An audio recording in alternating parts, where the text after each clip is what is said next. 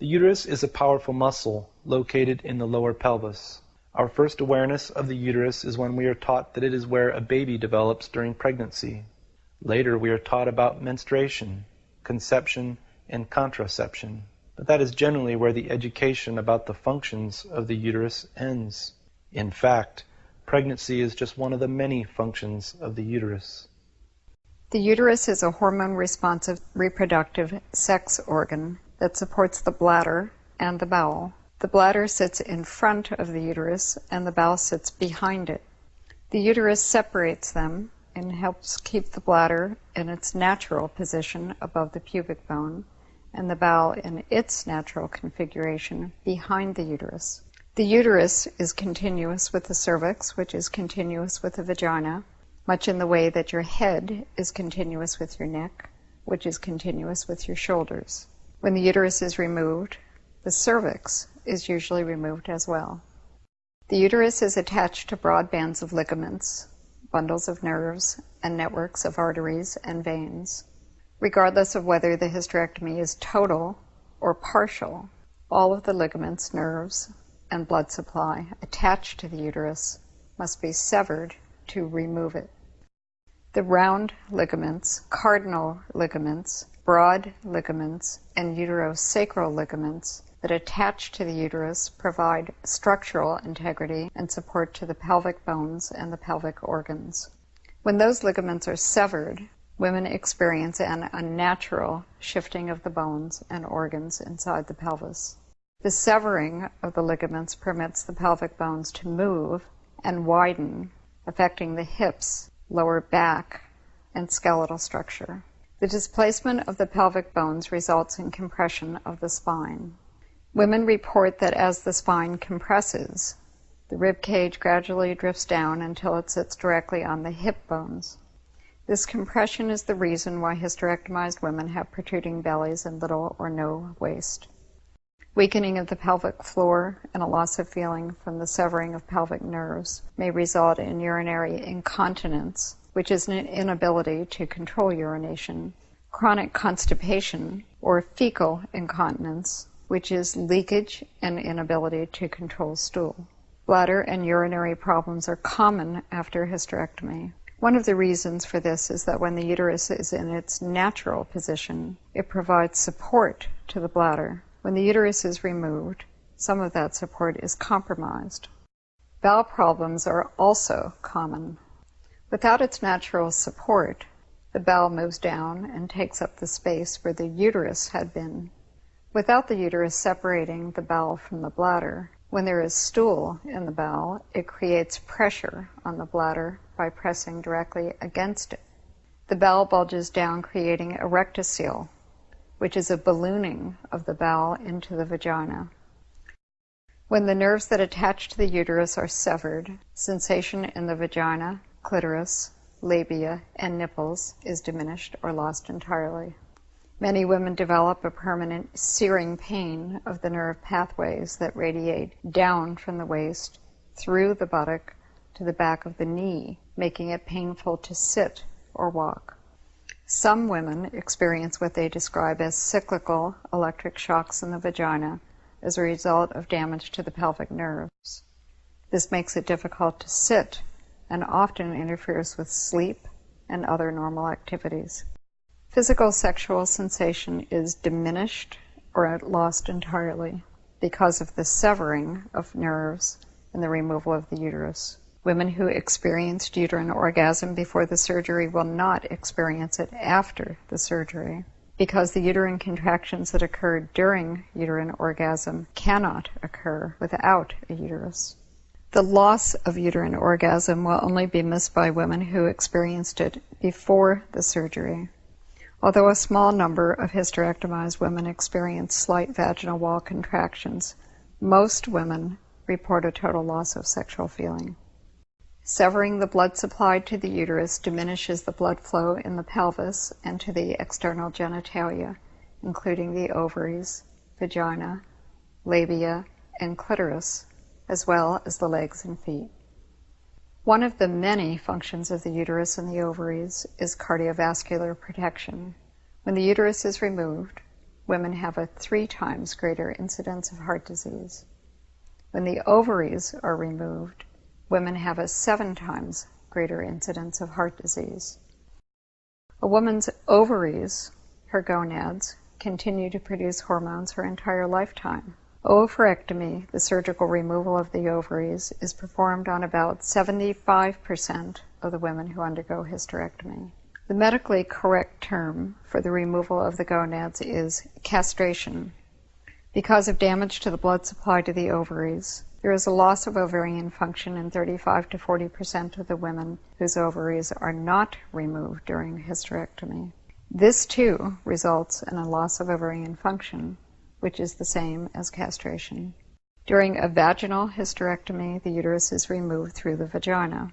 Because the uterus is continuous with the cervix, which is continuous with the vagina, the surgeon cuts into the vagina around the cervix, creating a hole in the top of the vagina.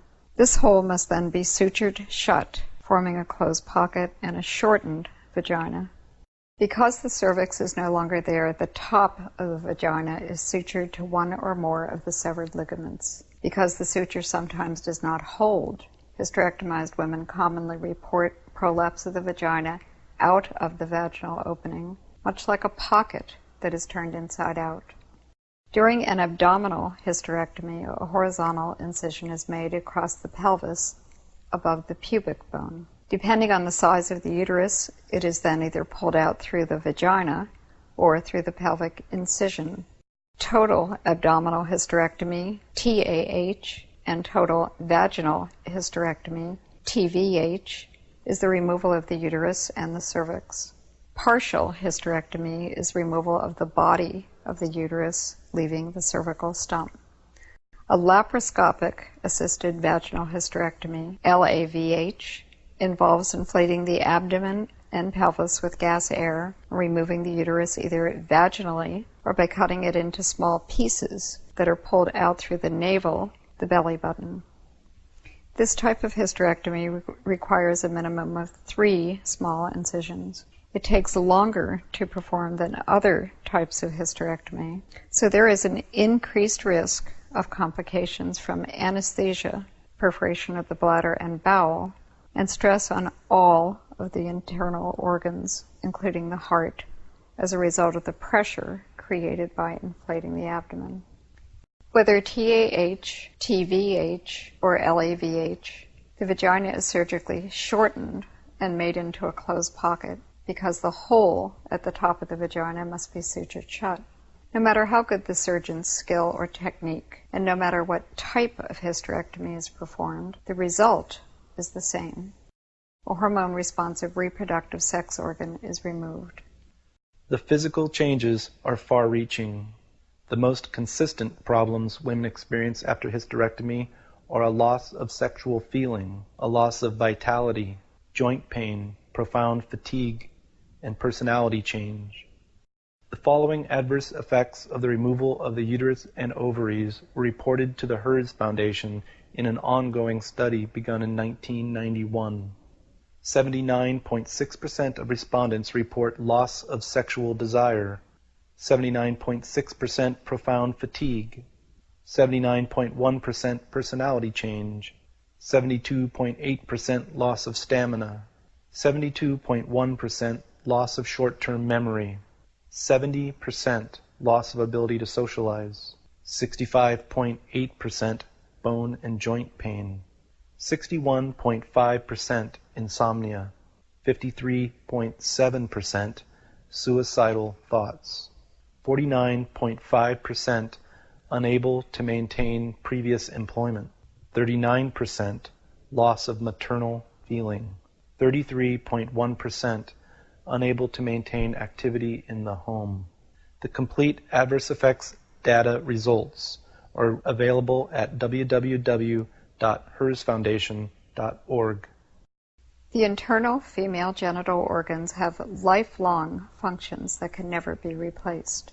There is never an age or a time in a woman's life when her uterus and ovaries are not essential to her health and well-being.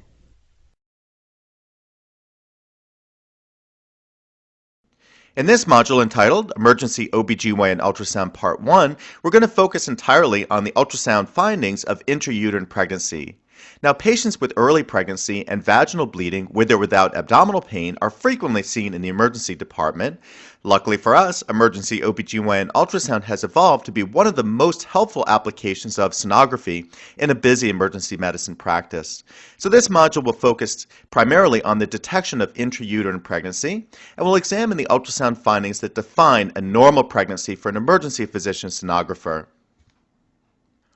Before launching into the sonographic findings of a normal intrauterine pregnancy, let's take a moment to quickly review the OBGYN anatomy important for this application. We see the uterus to the left and adnexa to the right.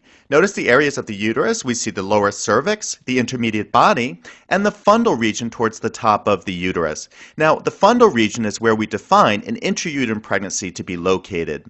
We see the area where the fallopian tube enters into the uterus, which is the interstitial region in a normal uterus, and the corneal region in a bicornuate uterus. And this is where some variants of ectopics can implant. Notice the areas of the fallopian tube to the right, which we'll concentrate more on with regard to ectopic pregnancy. And we see the broad ligament there encasing the fallopian tube and the ovary as seen to the right. When taking care of a patient who has vaginal bleeding in pregnancy, there's four main classifications of diagnoses. The first is a threatened abortion, which is defined as the presence of an intrauterine pregnancy with bleeding. The second main classification encompasses several different terms. The terms that are commonly used are incomplete abortion, missed abortion, blighted ovum, and fetal demise. Basically, all of these mean the presence of fetal membranes or parts without expected fetal growth or cardiac activity. The third main classification is a completed abortion, in which there's no further presence of fetal membranes or parts, and on examination, usually the cervical os will be closed. And the fourth main classification is the most dangerous, is ectopic pregnancy. Here's a table showing the structures in pregnancy and about the time that they're seen on transvaginal versus transabdominal sonography. As we look in the embryonic structure column to the left, we see the first structure that appears as a gestational sac seen on transvaginal sonography at about 4.5 to 5 weeks and about a week later on transabdominal sonography.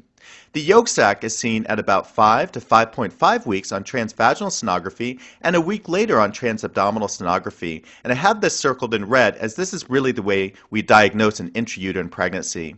Now note the fetal pole is seen at about 5.5 to 6 weeks on transvaginal sonography and a week later on transabdominal sonography. The last main finding, which is a fetal heartbeat, is seen at about 6 weeks on transvaginal sonography and about at 7 weeks on transabdominal sonography. Another important concept for OBGYN sonography is the correlation of the serum beta-HCG to the findings of a normal pregnancy. As we see here for transvaginal sonography, the discriminatory zone at which we will see findings of an intrauterine pregnancy are about 1,500 to 2,000 milli-international units. For transabdominal sonography, the discriminatory zone is about 6,500 milli-international units. Now, this rule does not apply to ectopic pregnancies which secrete beta-HCG at atypical levels and are commonly seen with betas all over the map. They can be seen with betas lower than 1,000 and as high as 30,000. The first finding that will occur during an intrauterine pregnancy is going to be a gestational sac, and as we see here in the ultrasound picture to the right, it's a small round circle that's dark or hypoechoic in relation to the rest of the uterus. We actually see a gestational sac below that came out of a patient. Notice that it has a translucent membrane type appearance. Unfortunately, gestational sac is not diagnostic of an intrauterine pregnancy, as a pseudogestational sac of ectopic pregnancy can be seen from hormonal stimulation. So as a general rule of emergency ultrasound is that visualization of a gestational sac is not adequate to call an intrauterine pregnancy. Here's two video clips showing the gestational sac, long axis to the left and short axis to the right. We see here a very small diameter gestational sac in both of these orientations. Unfortunately, this can be seen with a pseudogestational sac of ectopic pregnancy. So a small gestational sac like this is in no way diagnostic of an intrauterine pregnancy for the emergency physician sonographer. Remember that the gestational sac is seen at about 4.5 to 5 weeks on transvaginal sonography and about a week later on transabdominal sonography. Here are the findings that we define as indicative of an intrauterine pregnancy for an emergency physician sonographer, and that is the presence of a gestational sac with a yolk sac inside. And as we see in the picture to the right, the yolk sac has a circular type appearance that we call the positive Cheerio sign. Thus, just remember, gestational sac plus yolk sac is indicative of intrauterine pregnancy. However, bonus points are given if you see a fetal pole with a heartbeat for confirmation of intrauterine pregnancy. Here's a video clip showing a definitive intrauterine pregnancy. What we see here is a larger gestational sac, and as we look inside the gestational sac, we see the positive yolk sac or Cheerio sign. Notice the circular yolk sac is seen towards the inferior aspect of this gestational sac. So this would be diagnostic of an intrauterine pregnancy, effectively ruling out an ectopic pregnancy in the vast majority of patients. Remember that the yolk sac is seen at about 5 to 5.5 weeks on transvaginal sonography and about a week later on transabdominal sonography. Here we see a pregnancy that is a bit further advanced. Note we have a larger gestational sac, that darker or hypoechoic area within the fundal region of the uterus. And as we look inside the gestational sac, we see the positive yolk sac or the Cheerio. And looking just to the left of the yolk sac, we see a tiny little fetal pole there. Interestingly enough, as we zoomed up on that fetal pole, we could make out the flicker of a heartbeat. So a definitive intrauterine pregnancy. Recall that the fetal pole is seen at about 5.5 to 6 weeks on transvaginal sonography and about a week later on transabdominal sonography. Here's a transvaginal short-axis view of a 7-week intrauterine pregnancy. We see the gestational sac here. Notice that the gestational sac is located in the center of the uterus, as seen here in short-axis, and there's a good amount of myometrial mantle surrounding the gestational sac, signifying a fundal location.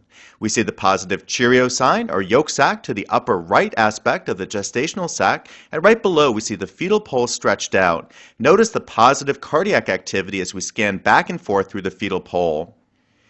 Here's another intrauterine pregnancy at about 7 weeks, again in a transvaginal short-axis view. We note the good amount of uterus surrounding the gestational sac, signifying the fundal location. We see here the yolk sac or Cheerio sign and the fetal pole stretched out below the yolk sac. Notice the positive cardiac activity within the fetal pole. Now we see another very important finding here on this ultrasound, which is the amniotic membrane billowing out from around the fetal pole. Eventually the amniotic membrane will plaster down on the margins of the gestational sac to form the amniotic cavity in which further growth of the fetus will occur.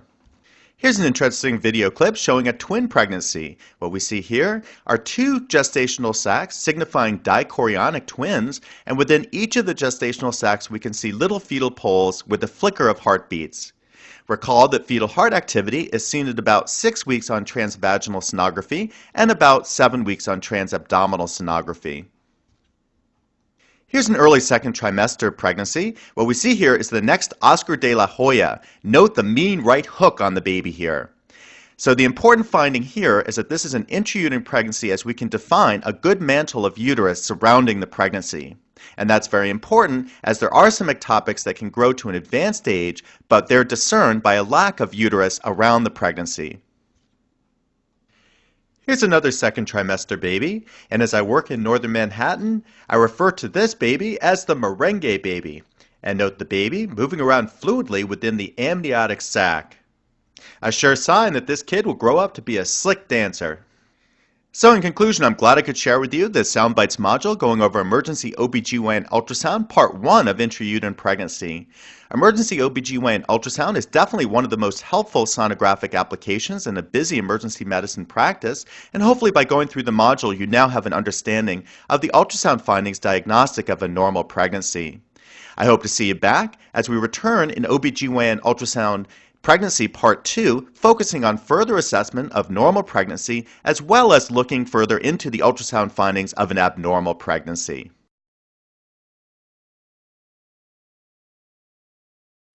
In this module entitled Emergency OBGYN Ultrasound Part 2 of Intrauterine Pregnancy, we're going to focus on the further assessment of normal pregnancy. We'll look at 2 further things that are important to assess in your pregnancies. First of all, learning how to date the gestational age of the pregnancy, as well as learning how to determine the fetal heart rate. And then we'll wrap up the module by examining further findings in abnormal pregnancies and learning how to differentiate these findings from a normal intrauterine pregnancy. The first concept that we'll focus on is dating fetal gestational age. Now, in the first trimester, we're going to use an assessment of the crown rump length. Interestingly, dating in the first trimester is actually probably the most accurate during all phases of pregnancy, as there's a difference in the growth curve as the fetus develops.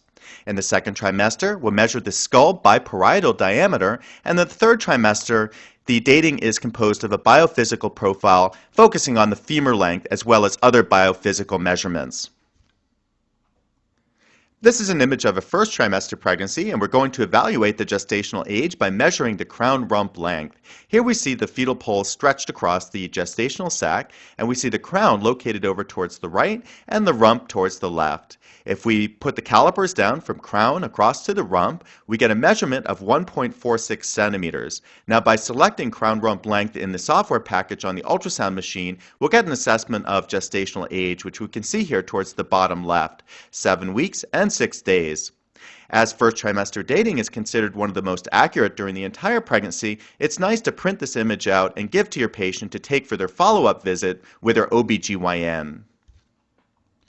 In the second trimester, dating of gestational age focuses on skull circumference or measurement of the biparietal diameter. We want to measure the skull at about the level of the thalamus in an axial orientation with the face down. As we can see here, we're placing the calipers from the outer skull table proximally to the inner skull table distally, and we have a measurement of 3.26 centimeters correlating to a 16-week, 1-day gestational age. In addition to measuring the gestational age of the fetus, another very important concept is to get a measurement of the fetal heart rate. Now, normal fetal heart rates will range from 120 to 160 beats per minute, but lower rates down to 90 beats per minute can be seen in early pregnancy in the early parts of the first trimester.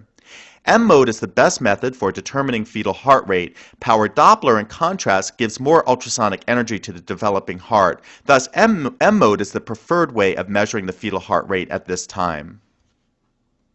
Here we're going to use M mode to determine the fetal heart rate. Notice we have the fetus zoomed up towards the top of the image, and we're placing the M mode caliper directly over the fetal heart. Towards the bottom, we see the M mode motion strip, and notice the little waves showing the motion of the fetal heart. In this particular ultrasound machine, we need to measure between each peak, and we can see here that we get a heart rate determination towards the bottom, 158 beats per minute. This is something we can print out and place on the chart to show that at the time we saw the baby, there was an actual heartbeat. While fortunately most pregnancies have a successful outcome, unfortunately there are going to be some abnormal pregnancies that we'll see in the emergency department consistent with fetal demise. Some of the measurements we'll use to determine abnormal pregnancy with fetal demise is a very large gestational sac greater than 10 millimeters if no yolk sac is seen. Once the gestational sac is greater than 18 millimeters, we should see a fetal pole, or else this is an abnormal pregnancy. And many times the gestational sac in an abnormal pregnancy will have an irregular shape with a scallop type appearance to it. Here's video from an abnormal pregnancy. The first thing we notice is a very large gestational sac without a yolk sac or discernible fetal pole with heartbeat. We also see the presence of subchorionic hemorrhage to the superior aspect of the gestational sac. That's that area of dark or anechoic fluid surrounding the gestational sac, and this is seen commonly with abnormal pregnancies or spontaneous miscarriage. Here we put the calipers down to measure the diameter of the gestational sac. Note that it's very large at 2.8 centimeters by 1.6 centimeters, much larger than the 1 centimeter mark that we said defined an abnormal pregnancy if there was no yolk sac, or 18 millimeters if no fetal pole was seen. Other indicators of an abnormal pregnancy with fetal demise is a gestation greater than 7 weeks, which is abnormal if no fetal heartbeat is seen. And if the fetal pole is greater than 5 millimeters in dimension, this is abnormal if no fetal heartbeat is seen. This was an unfortunate case in which we see a large fetal pole greater than 5 millimeters without a heartbeat. This is indicative of embryonic demise, and we also see a large circular amnion within the gestational sac. Now, while I do think it's important we're able to pick up the findings of an abnormal pregnancy, I'm always going to get a confirmatory ultrasound and/or OB/GYN consultation before giving the patient the news that there is a fetal demise. I'd like to conclude this module with another form of abnormal pregnancy, which is a molar pregnancy, which is a form of gestational trophoblastic disease. Now, gestational trophoblastic disease ranges from a spectrum from a benign hydatidiform mole to invasive choriocarcinoma, a form of metastatic disease. The majority of these are derived from paternal chromosomes. There's no maternal chromosomes in the embryo. The ultrasound appearance will be a cyst-like bunch of grapes with a snowstorm-type appearance, and classically the serum beta-HCG will be very elevated. Here's video from a patient who presented with a molar pregnancy. Her presenting symptoms were uncontrolled hypertension during the pregnancy, as well as vaginal bleeding and pain. And what we see here is the presence of a molar pregnancy within the fundal region of the uterus. Notice it has a cyst-like type appearance, very different from the normal appearance of an intrauterine pregnancy. As we scan back and forth, it almost looks like a bunch of grapes within the fundus of the uterus.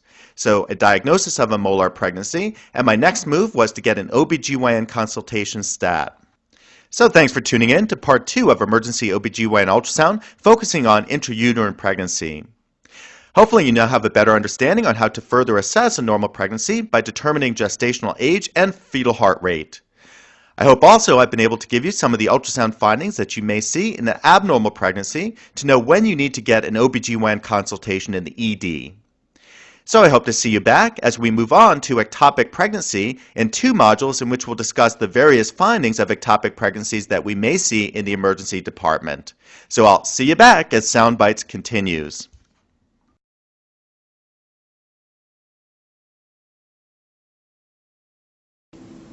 Hello, my name is Phil Pereira, and I'm the Emergency Ultrasound Coordinator at the New York Presbyterian Hospital in New York City, and welcome to Soundbites Cases. In these short educational video modules, we hope to cover a range of topics in basic and advanced ultrasound applications. It's my hope that through these ultrasound videos, we'll be able to improve the clinical care that we can provide to our patients at the bedside and come to the diagnosis more rapidly than using traditional testing. So without further delay, let's get right into today's module. Today's module will focus on vaginal bleeding in pregnancy, and we'll go through a bunch of video showing the stages of pregnancy and as they show up on ultrasound imaging.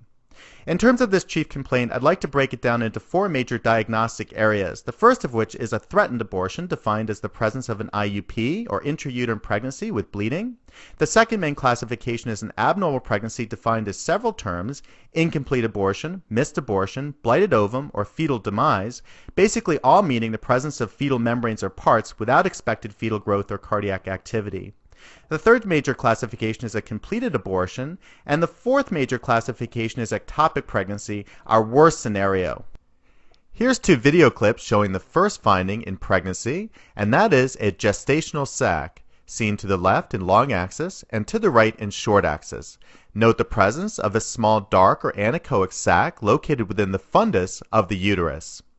Now, the gestational sac can also be seen in a pseudogestational sac of ectopic pregnancy, and thus is not diagnostic of an intrauterine pregnancy. However, it's an early finding of pregnancy seen at about 4.5 to 5 weeks on transvaginal sonography and a week later on transabdominal sonography. So what defines an intrauterine pregnancy for emergency physician sonographers? Well, here's a video clip showing the gestational sac, larger on this video, and notice the presence here of a yolk sac, that circular round structure lovingly referred to as a Cheerio sign within the gestational sac.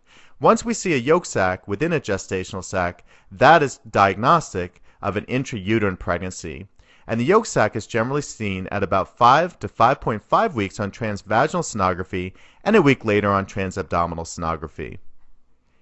Here's a pregnancy that's a little bit more advanced, and here we see a large round gestational sac, that dark or anechoic structure, and inside the gestational sac we can see the circular yolk sac or Cheerio sign. And let's look just to the left of the yolk sac here, and now we appreciate the presence of a tiny fetal pole. Interestingly enough, when we magnified the fetal pole, we could actually see a tiny heartbeat. Now, the fetal pole is generally seen at about 5.5 to 6 weeks on transvaginal sonography and 1 week later on transabdominal sonography. Here's a video clip from a patient who had a twin pregnancy. Notice the presence here of 2 large gestational sacs, and within each gestational sac we can appreciate fetal poles, and notice that each fetal pole has a heartbeat. So we see dichorionic twins, twins with separate gestational sacs, each with fetal heart activity. As a general rule, fetal heart activity is seen at about 6 weeks on transvaginal sonography and a week later on transabdominal sonography. Here's a 7-week intrauterine pregnancy on transvaginal sonogram. Notice here the presence of a large gestational sac, and importantly, note the rim of uterus that surrounds the gestational sac. We see the circular yolk sac anterior, and note the fetal pole with well-developed cardiac activity. Now we note here another structure, which is the amniotic membrane billowing out from around the fetal pole. Eventually that amniotic membrane will close down at the outer margin of the gestational sac, forming the amniotic cavity. Here's a transvaginal sonogram of a late first trimester pregnancy. And as I work in northern Manhattan, we refer to this as the merengue baby.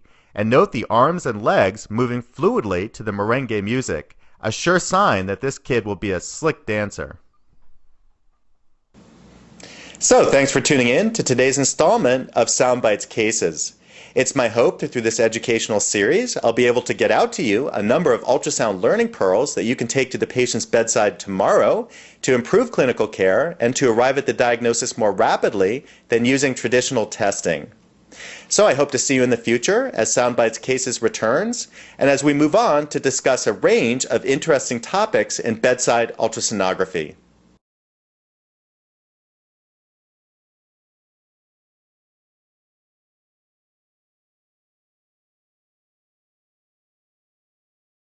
If you do a transabdominal examination of the pelvis for early pregnancy and you cannot find a definitive gestational sac inside the uterus, the next step you need to do is an intracavitary examination of the uterus and cervix and the adnexal area to determine where the pregnancy is, whether it's intrauterine or extrauterine. So what I'm going to do right now is walk through the steps on how you would do that examination, and we're going to use this phantom by Blue Phantom that will actually demonstrate an ectopic pregnancy. So the first stage of the prep for the intracavitary transducer is that we need to cover it with a sheath. When you do this, we need to remove any air gaps that are inside the sheath next to the transducer face. So what we will do is we'll put a little bit of gel inside the cover, position that over the tip of the transducer, and then just pull down the covering over the transducer and pull this down right over the handle so you've got good coverage. And then just make sure that you examine the tip here and make sure you eliminate any air bubbles that are covering the transducer face.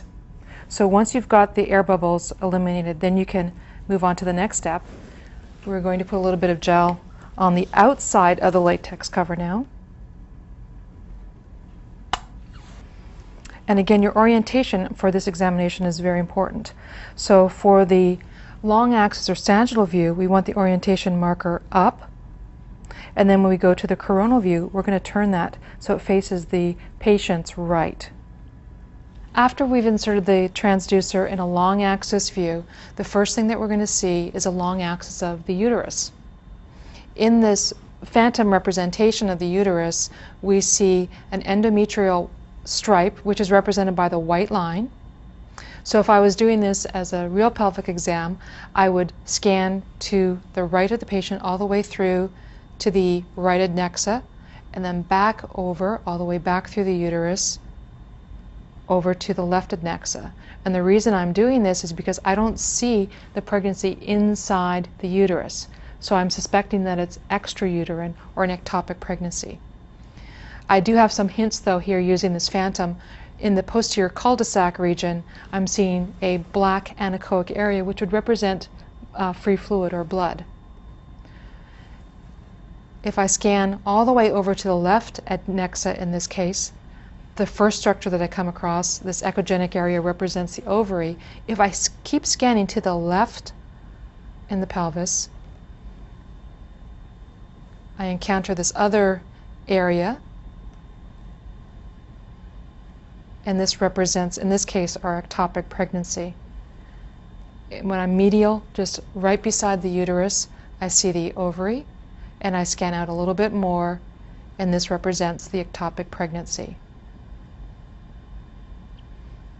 And this is what you should see, a round circular structure like this with a bright echogenic brim. And it is possible to sometimes see a fetal heartbeat inside the ectopic pregnancy as well.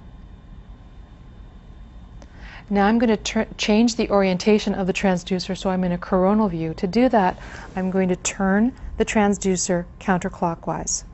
The uterus will appear circular because I'm cutting a cross-sectional view of it.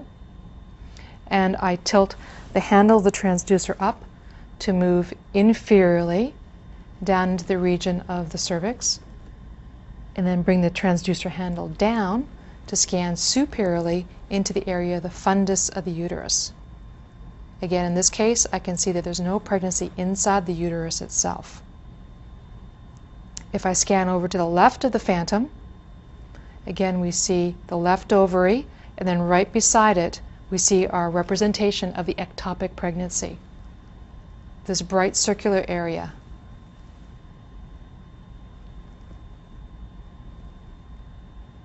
Moving back towards the midline, the anechoic area just posterior to the uterus is represented as free fluid, or blood in this case. So those are the views that you would need to do a thorough assessment of the pelvis for early pregnancy.